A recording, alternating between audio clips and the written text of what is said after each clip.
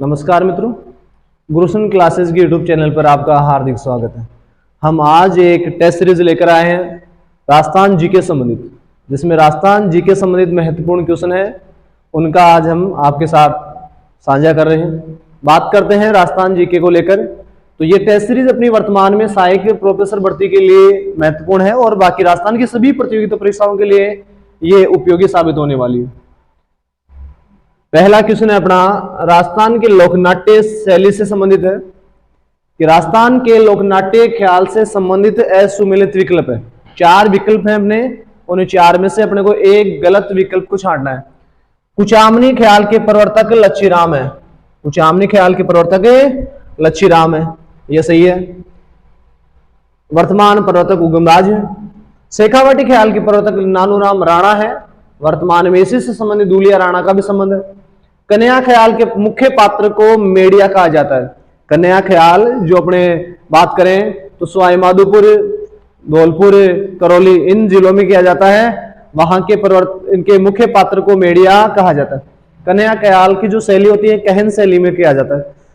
हेला ख्याल के स्वरूप, इसके स्वरूप की बात करें तो इसका स्वरूप ओपेरा जैसा होता है, जबकि ये आपका आंसर गलत है। आपके इसमें बात करें संबंधित असुमेलित, तो यही असुमेलित है, क्योंकि हेला ख्याल से संबंधित ये नहीं है आपका, जबकि ओपेरा जैसा स्वरूप है इसका संबंध है कुचामनी ख्याल से। कुचामनी ख्याल से, तो इसका राइट आंसर होगा डी। नेक्स्ट बात करते हैं हम आगे। अगले प्रश्न पर बात करते हैं रम्मत। रम्मत लोकनाट्य शैली, रम्मत लोकनाट्य शैली कहां की प्रसिद्ध है? रम्मत लोकनाट्य शैली कहां की प्रसिद्ध है?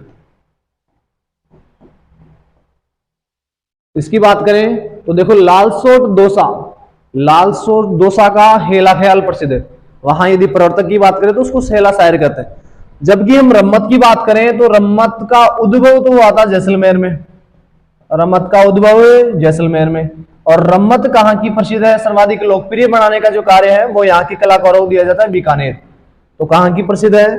तो जैसलमेर और बीकानेर की। नेक्स्ट बात करें इसकी हम भरतपुर और अलवर की। तो इन 2 जिलों में यदि कोई प्रसिद्ध ख्याल है तो उसे हम डफली ख्याल कहते हैं, यह प्रसिद्ध है यहाँ का। और विशेषकर भरतपुर की बात करें तो यहाँ की मुंडावर तहसील है, वहां का अली बख्श ख्याल प्रसिद्ध है। अली बख्श ख्याल प्रसिद्ध है।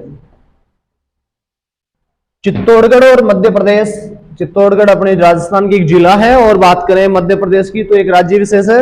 इन दोनों में होता है अपना एक ख्याल जिसका नाम है तुर्रा कलंगी ख्याल। तुर्रा कलंगी ख्याल इसके लिए प्रसिद्ध है। ये अपना पहला, दूसरा क्लियर हुआ। आगे बात करें नेक्स्ट अगले क्वेश्चन की।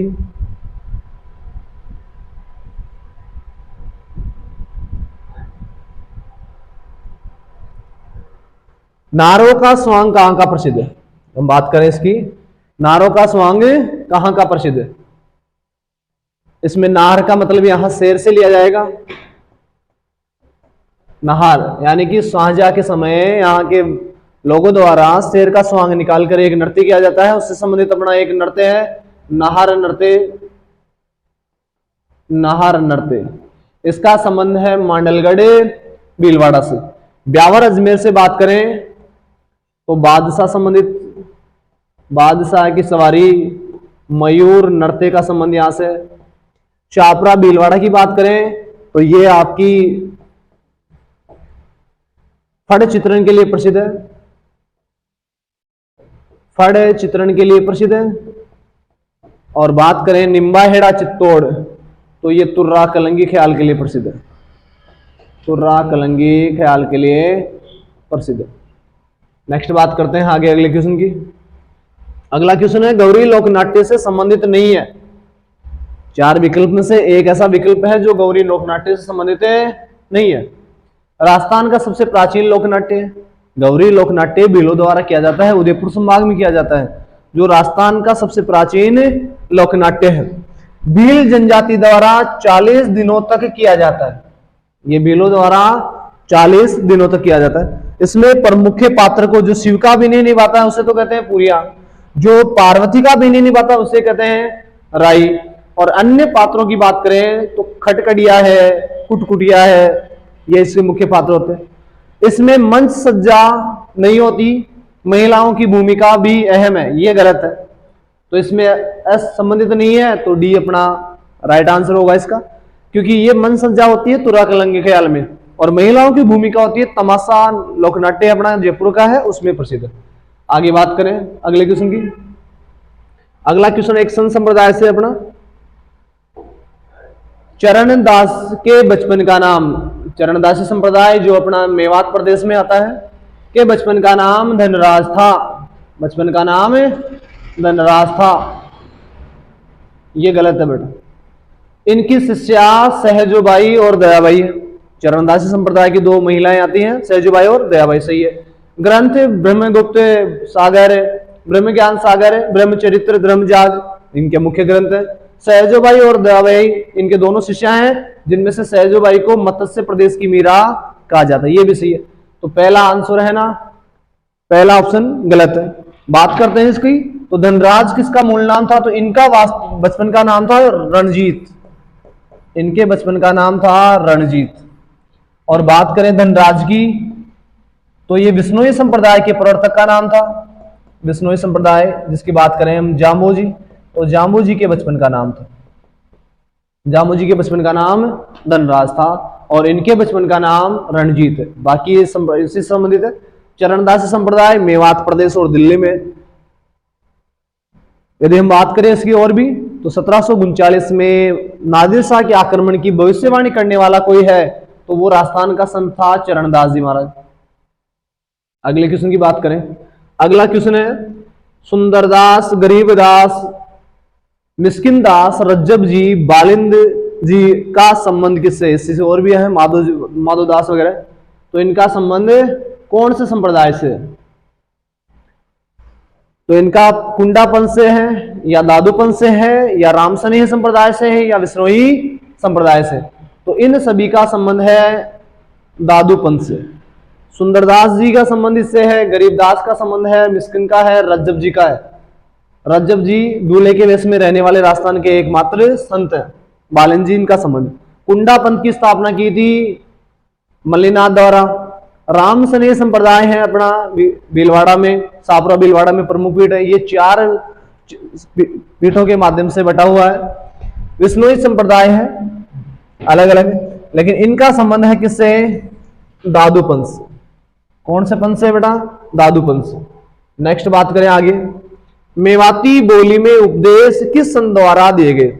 राजस्थान के कौन से संत द्वारा मेवाती भाषा में उपदेश दिए गए? तो मेवात प्रदेश कहलाता अपना अलवर और भरतपुर। मेवात प्रदेश की बात करें तो भरतपुर और अलवर, ये 2 जिले हैं जो मेवाती प्रदेश में शामिल है। यहां प्राचीन काल में कोई मेव जाति पाई जाती है, उस मेव जाति के रहने के कारण इनको क्या कहा गया?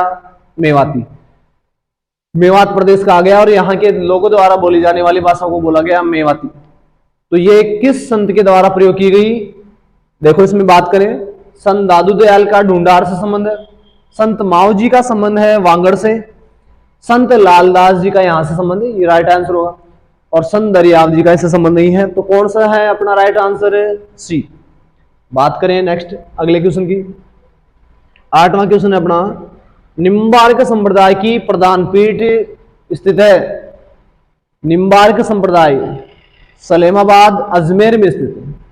निम्बार्क संप्रदाय सलेमाबाद अजमेर में। नाथद्वारा राजसमंद में वल्लभ संप्रदाय की प्रधान पीठ है। वल्लभ संप्रदाय की प्रधान पीठ है। गलताजी जयपुर में रामानंदी संप्रदाय की प्रधान पीठ है। रामावत भी बोलते हैं इसको, रामानंदी संप्रदाय की प्रधान पीठ है। और बात करें गोविंद देव जी का मंदिर जयपुर, तो ये गौड़ीय संप्रदाय का मंदिर है। ये गौड़ीय संप्रदाय का मंदिर है। और यदि उसकी और बात करें तो राजस्थान का ही नहीं बल्कि विश्व का सबसे बड़ा सत्संग भवन अपने गोविंद देव जी के मंदिर का ही है। ऑनलाइन दर्शन भी यहां से किए जाते हैं। अगले क्वेश्चन की बात करें, क्वेश्चन नंबर 9, रामदेव जी द्वारा 24 वाणियां एक ग्रंथ लिखा इन्होंने, दामदेव जी ने, 24 वाणियां में किस लोक देवता की बात की गई है या उनका उल्लेख किया गया है? तो इन्होंने अपने मौसेरे भाई हड़बू जी का उल्लेख किया है। तो यदि बात करें 24 वाणियां में किस लोक देवता का उल्लेख किया गया है, तो हड़बू जी का किया गया। अगला क्वेश्चन, देव नारायण जी से संबंधित स्थान है? देव नारायण जी से संबंधित स्थान नहीं है। सवाई भोज इनका प्रमुख मंदिर है आसिंद में, देवमाली ब्यावर अजमेर में भी इनका प्रमुख मंदिर है, देवधाम जोधपुर निवाई टोक में भी इनका प्रमुख मंदिर है। 3 तो स्थान इनसे संबंधित है। दुगारी गांव बूंदी, जो राजस्थान पुलिस में पूछा गया था एक बार, तो इनका संबंध है तेजाजी से, इसका संबंध है तेजाजी से। तो ये 3 स्थान तो संबंध है अपने देवनारायण जी, जो गुजरों के लोकप्रिय देवता हैं, आराध्य देव है, और एक दुगारी गांव बूंदी जिसका संबंध है तेजाजी से। अगले क्वेश्चन पर चलते हैं। फड़ और वाद्य यंत्र युग्म गलत नहीं है, 3 गलत है, 1 सही है। तो उस आधार पर हमें बताना है कि इनमें से कौन सा गलत नहीं है। बात करते हैं देवनारायण जी की फड़ जंतर वाद्य यंत्र के साथ गाई जाती है, गोगा जी की फड़ रावण हत्ता वाद्य यंत्र के साथ, पाबू जी की फड़ डेरू वाद्य यंत्र के साथ, और रामदेव जी की फड़ चौतारा या तंदूरा वाद्य यंत्र के साथ। तो ये भी गलत है। पाबू जी की फड़ का भी, इसका भी ये गलत है, इसका भी। देखो इनमें इसका राइट आंसर होगा जंतर। देवनारायण जी की फड़ का वाचन किनकी वाद्य यंत्र के साथ ऐसे किया जाता है? तो जंतर वाद्य यंत्र के साथ। गोगा जी की फड़ का वाचन किया जाता है डेरू वाद्य यंत्र के साथ। गोगा जी की फड़ का वाचन है डेरू वाद्य यंत्र के साथ किया जाता है। पाबू जी की फड़ का वाचन किया जाता है रावण हत्ता वाद्य यंत्र के साथ, और रामदेव जी की फड़ का वाचन किया जाता है रावण हत्ता वाद्य यंत्र के साथ। तंदूरा और चौतारा की बात करें तो रामदेव जी के मेले में कामड़िया पंथ की महिलाओं द्वारा एक नृत्य किया जाता है जिसका नाम है 13 ताली नृत्य। तो 13 ताली नृत्य के दौरान चौतारा तंदूरा वाद्य यंत्र उसमें काम में ले जाते हैं। नेक्स्ट क्वेश्चन पर चले। 11वां नंबर का क्वेश्चन है अपना, फड़ और वाद्य यंत्र, ये कंप्लीट हो गया। आगे देखो 12वां क्वेश्चन, कुंडा पंथ की स्थापना किसके द्वारा की गई? कुंडा पंथ की स्थापना करने वाले अपने राजस्थान के लोक देवता कौन से हैं? लोक देवता कौन से? बात करें उनकी, कुंडा पंथ की स्थापना की गई थी मल्लीनाथ जी के द्वारा। किनके द्वारा की गई? मल्लीनाथ जी की। मारवाड़ में एक विशाल सत्संग का आयोजन भी इनके द्वारा करवाया गया और कुंडा पंथ की स्थापना इन्होंने की। आगे हम बात करें लोक देवता और उनके मंदिर संबंधी युग में, गलत है, बाकी सही है, ये गलत है। तो पाबू जी का मंदिर कहाँ है? कोलू मंडे गांव फलौदी जोधपुर में। हड़बू जी बुडेल गांव बेंगटी नागौर, दोनों जगह है। एक तो इनका जन्म स्थान है, एक इनका प्रमुख मंदिर बना हुआ है। मांगलिया मेहा जी बापणी गांव जोधपुर। तल्लीनाथ जी की बात करें तो इनका प्रमुख मंदिर है पांचोटा जालोर में। मालाजाल गांव बाड़मेर में है मल्लीनाथ जी की पत्नी रूपादे का मंदिर बना हुआ है। तो इसमें असंगत है, यानी कि युग्म गलत है, तो तल्लीनाथ जी वाला। अगले क्वेश्चन पर चलें। नेक्स्ट अगला असुमिलित है इनमें से। मयूर नृत्य अजमेर में किया जाता है, ब्यावर अजमेर में। नाहर नृत्य मांडलगढ़ भीलवाड़ा में किया जाता है। कबूतरी नृत्य चूरू का प्रसिद्ध है। बात करें ढोल नृत्य की तो ढोल नृत्य किया जाता है जालोर में। नाथद्वारा में किया जाता है डांग नृत्य। नाथद्वारा का कोई नृत्य पूछे तो डांग नृत्य किया जाता है। ढोल नृत्य प्रसिद्ध है जालोर का। इसको संरक्षण किसके द्वारा दिया गया था? तो जालोर में इस नृत्य को सर्वाधिक संरक्षण दिया गया था जयनारायण व्यास द्वारा। जयनारायण व्यास द्वारा, जिसे लोकनायक कहते हैं। ऐसा एकमात्र व्यक्ति भी है जो राजस्थान का निर्वाचित और राजस्थान का मनोनीत मुख्यमंत्री रहा।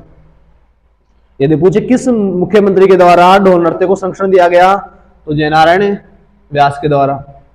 आगे बात करते हैं 14वें क्वेश्चन की। असुमेलित है। 15वें क्वेश्चन पर चलें। गरासिया जनजाति का लोक नृत्य नहीं है। 3 तो गरासिया संबंधित है, एक का संबंध गरासिया से नहीं है। लूर भी गरासिया से है, मांदल भी है, ज्वारा भी है, कौन सा नृत्य नहीं है? गेर। गेर का संबंध है बीलों से, गेर का संबंध है बीलों से। लूर, गरासिया, मांदल, ये सारे इनके नृत्य। आगे बढ़े। 1857 क्रांति संबंधित अगला प्रश्न है। 1857 क्रांति के समय करौली का शासक कौन था? करौली का शासक इसलिए महत्वपूर्ण है कि करौली के शासक की सहायता से ही कोटा के शासक को क्रांतिकारियों से मुक्त करवाया गया था, और कोटा दुर्ग में जो उसकी बंदी कर दिया गया था उसको वहां से मुक्त करवाया गया। तो उस समय वो शासक है, तो उस समय का शासक है महाराजा मदनपाल। करौली शासक है महाराजा मदनपाल। अगले क्वेश्चन की बात करें। 1857 के विद्रोह के समय राजपुताना के एजीजी, राजपुताना के एजीजी थे agent of governor general. AGG का पद है agent of governor general, agent of governor general. 1818 में सहायक संधियां होने के बाद में राजपुताना रेजिडेंसी की स्थापना की गई। मिस्टर डेविड ऑक्टरलोनी को प्रथम रेजिडेंट बनाया गया। 1832 में मिस्टर लॉकेट को राजस्थान का फर्तम एजीजी बनाया गया। और क्रांति के समय की बात करें तो जॉर्ज पैट्रिक लॉरेंस क्रांति के समय राजस्थान के एजीजी थे। अगले क्वेश्चन पर चलें। निम्न में से कौन सी सैनिक छावनी राजपुताना में स्थित नहीं थी? सैनिक छावनियों की बात हो रही है। नसीराबाद 6 सैनिक छावनियां थी। नसीराबाद अजमेर में है, प्रमुख सैनिक छावनी थी जहां से क्रांति की शुरुआत होती है। देवली टोंक में है, एरनपुरा पाली में। टोंक उस समय की छावनी नहीं है, तो ये प्रमुख 3 है, इसका राइट आंसर हो जाएगा टोंक। अगला क्वेश्चन। राजस्थान में कहां मेहराब खां ने 1857 के विद्रोह का नेतृत्व किया? मेहराब खां और इनका एक साथी था जयदयाल। इन दोनों के द्वारा कोटा की जनता को उकसाया जाता है और वहां उनको क्रांति करने के लिए प्रेरित किया। तो इनका प्रमुख नेतृत्व करने का जो है स्थान कोटा है। कोटा ही वह स्थान है जहां पर कोई सैनिक छावनी ना होते हुए भी व्यापक विद्रोह किया गया। अगले क्वेश्चन पर चलें। 20वें नंबर का क्वेश्चन है। डूंगरजी व जवाहर जी, डूंगरजी और जवाहर जी ने किन राज्यों की सेना के साथ या सेना के विरुद्ध संघर्ष किया? तो दोनों ने किया है बीकानेर और जोधपुर। डूंगरजी और जवाहर जी ने बीकानेर और जोधपुर की सेनाओं के साथ संघर्ष किया। अगले क्वेश्चन पर चले। चलो दिल्ली मारो फिरंगी, चलो दिल्ली मारो फिरंगी, ये नारा राजस्थान में कहां के क्रांतिकारियों द्वारा दिया गया? यदि बात करें, राजस्थान में सबसे पहले क्रांति की शुरुआत तो हुई थी नसीराबाद से।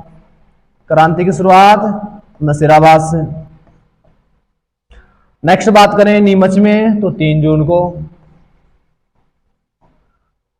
खेरवाड़ा ने भाग नहीं लिया। एरनपुरा में यदि क्रांति की शुरुआत करें तो 21 अगस्त को। यहां के क्रांतिकारियों द्वारा एजीजी के पुत्र अलेक्जेंडर की हत्या कर दी गई और एक नारा दिया गया, चलो दिल्ली मारो फिरंगी। इन्हीं क्रांतिकारियों को आगे यदि खेरवा में बात करें, आवा के ठाकुर कुशाल सिंह द्वारा शरण दी गई और इनका नेतृत्व किया गया। नेक्स्ट बात अगले क्वेश्चन पर। इतिहास में त्याता टोपे को फांसी देना ब्रिटिश सरकार का अपराध समझा जाएगा और आने वाली पीढ़ियां पूछेंगी कि सजा के लिए किसने स्वीकृति दी और किसने इसकी पुष्टि की। यह कथन किसने कहा? तो त्याता टोपे को फांसी देने को अनुचित बताए जाने पर यह कथन कहा गया था अपने मेवाड़ के कैप्टन सावर्स द्वारा। ये अपना उस समय राजस्थान का एजीजी है। सावर्स ने त्याता तोपे की फांसी के विरोध में यह कथन कहा था। नेक्स्ट क्वेश्चन की बात करें, राजस्थान में 1857 क्रांति का केंद्र था, जहां महत्वपूर्ण राजनीतिक गतिविधियां होती हैं और अंग्रेजों द्वारा उसको महत्वपूर्ण केंद्र के रूप में रखा गया, तो वो स्थान है अजमेर। अगले क्वेश्चन पर चलें, अहिरवाटी बोली राजस्थान के किन क्षेत्रों में बोली जाती है? अहिरवाटी हरियाणा राज्य की सीमाओं से लगे हुए जो राजस्थान के क्षेत्र हैं वहां पर अहिरवाटी बोली जाती है। तो वहां लगा हुआ एक क्षेत्र है अपना मेवात। मेवात में आते हैं जिले अलवर और भरतपुर। इन क्षेत्रों में जो हरियाणा से लगे हुए हैं वहां बोली बोली जाती है अहिरवाटी। मुख्य बोली मेवाती भी है यहां की। और अंतिम क्वेश्चन की ओर चलते हैं, खालिस्तान पर चित्रित पिछवाइयां जो नाथद्वारा राजसमंद की है, पर चित्रित पिछवाइयां नाथद्वारा चित्रकला शैली का सजीव उदाहरण है। ये किस पर चित्रित की जाती हैं? तो ये चित्रित की जाती हैं कपड़े पर। पिछवाइयां हैं श्री कृष्ण के जन्म संबंधित झांकियां होती हैं जिनको यहां पर चित्रित किया जाता है। और यदि इसी पिछवाइयां चित्रकला से हम संबंधित करें तो दो महिला चित्रकारों का नाम आता है, कमला इलायची। इनका पूछा जाए इन दोनों का संबंध कौन सी चित्रकला से है, तो इनका संबंध है नाथद्वारा चित्रकला शैली से। और बात करें वल्लभ संप्रदाय की प्रधान पीठ है, तो वो भी आपका नाथद्वारा राजसमंद। डांग नृत्य कहां किया जाता है, तो वो भी नाथद्वारा राजसमंद। आगे हम इसी प्रकार के एक राजस्थान अध्ययन से महत्वपूर्ण क्वेश्चनों की एक पीडीएफ लेकर आएंगे आपके साथ। ऐसी ही क्लासें हम आगे भी आपके साथ शेयर करते रहेंगे। ये अपना यूट्यूब चैनल है गुरुशरण क्लासेज, इसको आप लाइक करें, सब्सक्राइब करें। ये अपनी गुरुशरण क्लासेज की महत्वपूर्ण टीम है जिसके द्वारा आपको आने वाली सभी एग्जाम संबंधित महत्वपूर्ण क्वेश्चन यहाँ से करवाए जाएंगे, महत्वपूर्ण जानकारी आपको यहाँ से दी जाएगी। गुरुशरण क्लासेज के महत्वपूर्ण अपने आधार स्तंभ की बात करते हैं। शिवनारायण जी सर द्वारा मैथ और रीजनिंग आपको पढ़ाई जा रही है। लालचंद जी सर द्वारा आपको साइंस पढ़ाया जा रहा है। और नरेंद्र जी के द्वारा आपको जीके और हिंदी साहित्य का विशेषकर सेकंड ग्रेड बैच में भूमिका दी जा रही है। और गिरधारी सर द्वारा आपको ज्योग्राफी पढ़ाई जाएगी। तो इनके साथ जुड़े और अपने चैनल को लाइक एंड सब्सक्राइब करें। इसी के साथ आपका बहुत बहुत धन्यवाद। Thank you.